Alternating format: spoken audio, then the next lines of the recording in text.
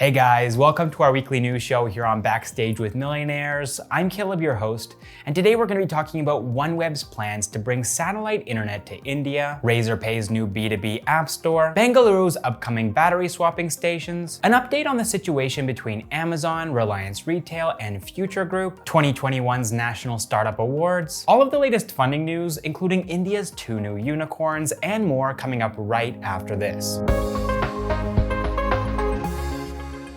Alright, so first up in the news, OneWeb, which is a satellite communications company that was acquired by Bharti Global and the UK government, has launched 36 satellites from a spaceport in Russia. That means that OneWeb's satellite constellation currently consists of 110 satellites. And their long-term plan is to have 648 of these satellites up in space to provide the world with high-speed internet. Now, the first customers that are going to be receiving this high-speed internet include the UK, Alaska, Northern Europe, Greenland, Iceland, the Arctic seas, and Canada. However, it's expected that by 2022, this high-speed internet will be launched globally, which means that India will also be receiving it. Talking about the satellite launch, Sunil Bharti Mittal, who is the founder and chairman of Bharti Enterprises, said that today's launch is one of many steps we have taken to operationalize one of the world's largest LEO constellations, which clearly demonstrates we are on our way to achieving our mission. Overall, there is an overwhelming demand for broadband, and the pandemic has taxed infrastructure everywhere,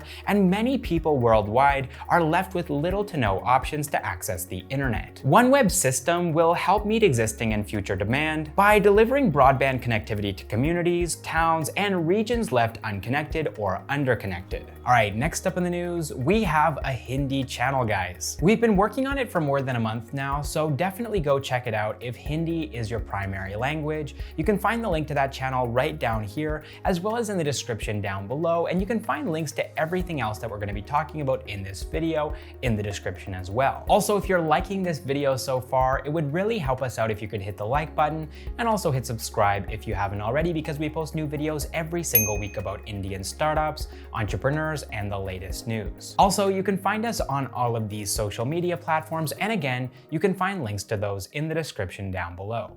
Alright, next up in the news, electric mobility solutions provider Sun Mobility is going to be setting up 100 battery swapping stations across Bengaluru. They're going to be calling these swapping stations swap points, and they should be completed by the end of 2021. Now, I think it's worth pointing out that this project is going to be completed in partnership with Bezcom and BMRC, and these swap points will be usable by two-wheelers, three-wheelers, and last-mile delivery trucks. Alright, next up in the news, Razorpay has announced the launch of a B2B app store. Through this app store, developers are going to be able to develop apps for the 5 million small and medium-sized businesses that are using Razorpay's payment platform. Now, as an incentive to get developers onto this new app store, Razorpay has created a 1 crore rupee fund. This fund will be doled out in the form of grants to developers who are creating really unique solutions. Also, in other news related to Razorpay, they've decided to foray into the health insurance business. They've done this by partnering with Plum as well as ICICI Lombard. So basically, the idea here is to offer group health insurance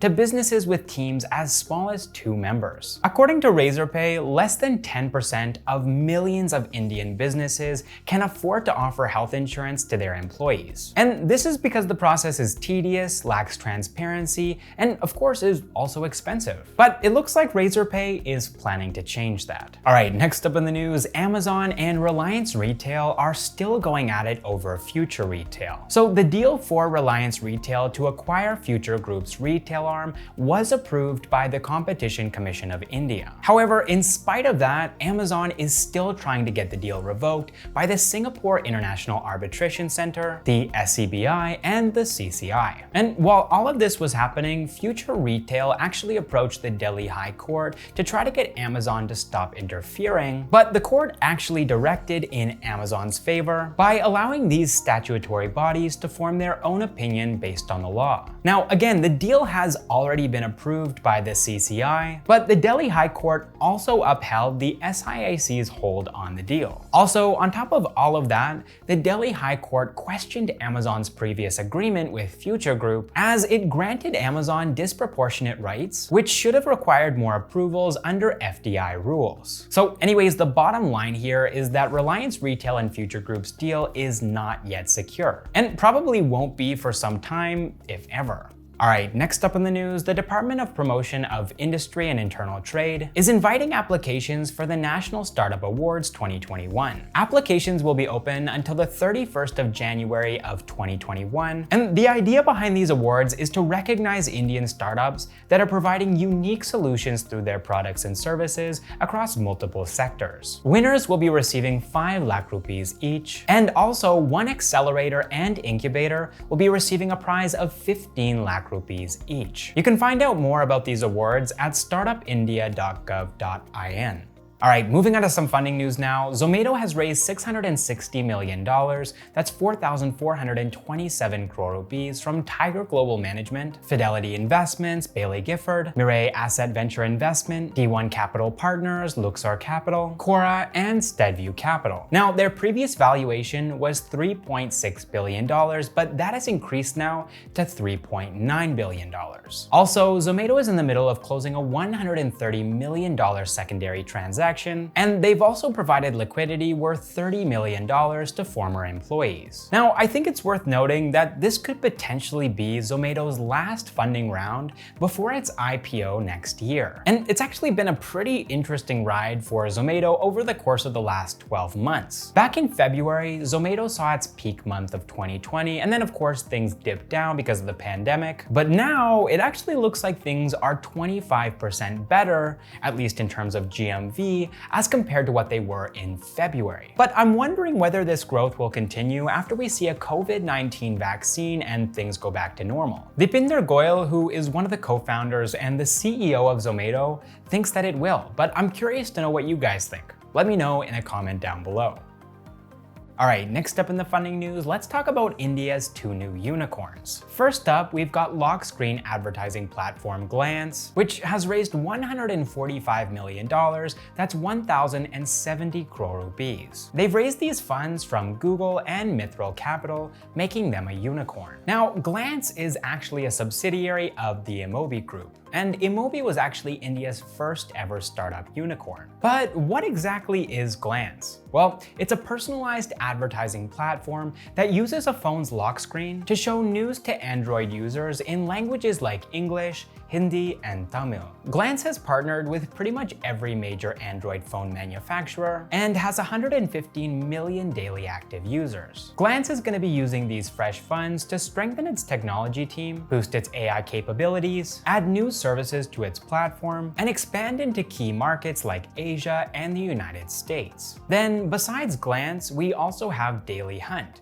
which is another new Indian unicorn. Verse Innovation, which is the parent company of Dailyhunt, which itself is an Indian language news aggregator platform, has raised more than $100 million, that's 737 crore rupees, from AlphaWave, Google, Microsoft, Sofina Group, and Lupa Systems. Founded by Virendra Gupta in 2007, Dailyhunt, which was previously known as NewsHunt, aggregates news in 14 Indian languages. Besides this, Dailyhunt also has its own short video platform called Josh, which has more than 77 million monthly active users, playing 1.5 billion videos every single day. Across all of its platforms, Dailyhunt has more than 300 million users and more than 1 lakh content partners and individual content creators. They're going to be using these fresh funds to scale Josh, strengthen their content offering using AI and ML, and also to develop their content creator ecosystem.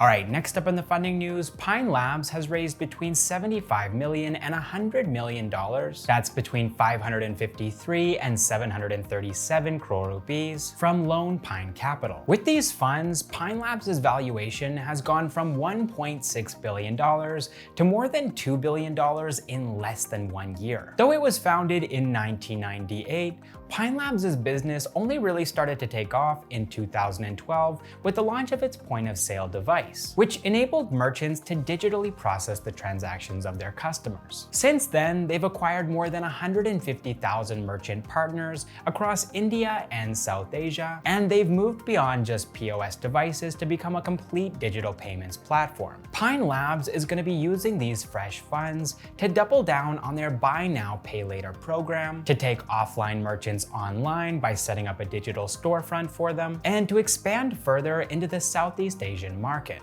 Alright, that is all the startup news that I have for you guys this week. I hope you enjoyed the video, and if you did, make sure to hit the like button and also hit subscribe if you haven't already. Thank you guys so much for watching this episode of Backstage with Millionaires, and I will see you in the next one.